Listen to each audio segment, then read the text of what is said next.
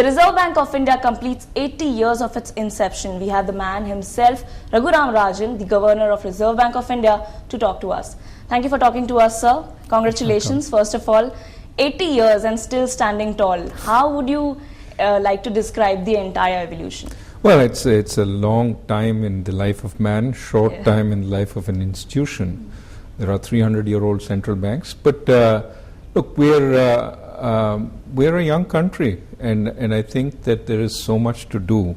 So I think we look back on the 80 years and feel a sense of pleasure that the institution has stood tall with capability and integrity. But we have so many needs of the economy today, and so we're trying to rejuvenate from the inside and hope that it's the next 80 years we're looking forward to. Okay. On the 80th year, you people are going to holding a financial inclusion conference, and Reserve Bank of India has always been supportive of financial inclusion policy. So tell us about tomorrow's program, and also what efforts RBI is taking for financial inclusion. Well, we're very fortunate tomorrow morning to have the Prime Minister come for the conference, along with the Finance Minister, the Chief Minister of Madhya Pradesh, of Maharashtra, and also the Governor. But the most, important challenge in front of us is to get everybody into the financial system. And my sense is that we have to try various things. Of course, the government with the Jan Dhan Yojana as well as the new Mudra Bank is trying to move on both, reaching the household as well as the small borrower. But we have to also work on creating new institutions. We are going to license the Small Finance Bank as well as the Payment Bank. But also use technology, because to reach the small person, it's very costly unless you use technology in a clever way. There are some banks which are already doing it, but what we need to do is facilitate that process. So new kinds of business correspondence, new kinds of ways of traversing the last mile, of making sure that you can service these accounts at relatively low cost. I think that has to be the way forward, and I'm glad to say there are many experiments on, and we'll see some of them succeed. Also, when we're talking about rate cuts, when RBI is doing the rate cuts, it is mostly seen the banks are not, the consumers cannot have the benefit of the rate cuts because the banks are not doing it. So what is the main reason you are seeing as the RBI governor, why banks are not implementing those cuts? And also now some banks are saying that if RBI cuts the CRR, then it will be beneficial for them. Well, I can't speak about policy going forward. I can just reiterate what we said in the last policy, that there will be a time lag between when we cut rates and when the banks cut rates. My sense is, as the tightness in liquidity ceases, March is usually a tight moment, that transmission will start taking place. So I think, as I said in the February review, it is a matter of time. Also for India, IMF chief Christine Lagarde, she has said that she sees India, she's bullish on India. Also, IMF has expected 7.5% for 2015-16. ADB, that has also forecast 7.8% growth rate for 15-16. Now, globally, India has become a bright spot. Do you think this is achievable, and how? Well, I think achievable depends on how your understanding of the new CSO numbers, how that occurs. I think based on the numbers that they have put out, it clearly is achievable. And what we need to really focus on is, forget the GDP numbers, we need to focus on getting our stranded projects back on track. We need to get infrastructure investment up. We need to get the Aam Aadmi more willing and confident about the future, so that he or she starts spending with moderate amounts of debt rather than excessive debt.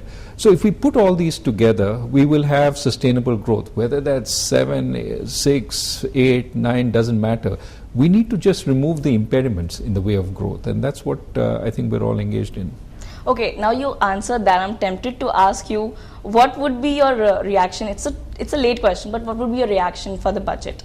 Reaction, I think we've already expressed. There are a number of important medium-term measures that are in there, which I think will help, the process of sustainable growth. For example, on structural reforms, there's the point about bringing in a bankruptcy code. There's, of course, the talk about GST, which is going to be very important. All these measures, I think, put together will help the longer run growth of the country. So I think there's a lot of optimism built into the that is created by the budget. Okay, let's talk about problems now. Mounting NPAs, bad loans has always been a concern for the entire nation.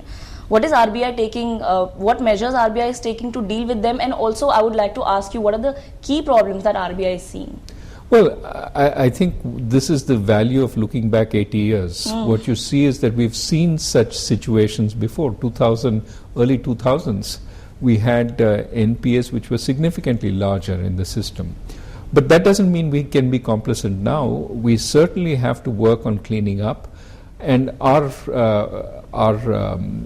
sort of attempt is really a two-pronged strategy. One, convince the banks to recognize the problems quickly, because the sooner you deal with the problem, the less it becomes a festering sore. It can be cleaned up and dealt with quickly. So convince the banks to look at it quickly, even while giving them more leeway to deal with the problem. So for example, SEBI just came out with regulations allowing banks to convert at a reasonable price into equity. We were, of course, working with SEBI to make this happen.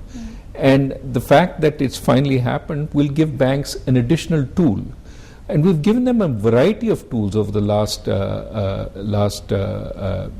few quarters to deal with the bad loan problem. So deal with it, but also we give you more power to deal with it.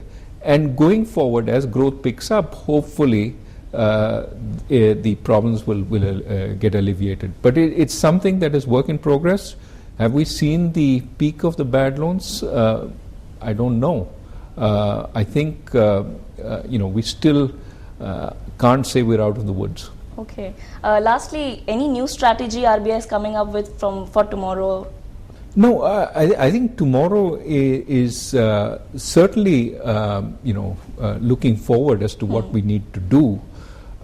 Typically, if you read the papers on a daily basis, we are announcing changes. So reform is an ongoing thing at the RBI. I mean, if you see what has been happening over the last so many quarters, you will see a tremendous movement forward. So the RBI is not a static institution, but we don't pick one day to announce all the changes. It happens on a continuous basis. No, like if I'm a common person, I would be saying 80 years and RBI is like still standing tall. So what new measures RBI is coming with? That's my question. I mean, we've done a huge amount. We will do a lot more. But if you want to think about where the thrust area is, I think the thrust area as far as financial inclusion, which is the subject of the conference tomorrow, is on bridging that last mile. Okay. It is, can we make the payment system technologically more efficient? And here there are lots of new ideas that are going to be implemented over the next few months. So I would say payments, new ways of making payments, new ways of bridging the last mile, new ways of reaching that customer in the village. Those are things that you should watch out for over the next few quarters. All right. Thank you so much for talking to us. Most welcome. That was Raghuram Rajan. He was saying that bridging the last mile, that for financial inclusion, RBI is really taking all the necessary efforts, taking all the necessary steps to bridge the last mile and bring the entire nation into the financial inclusion.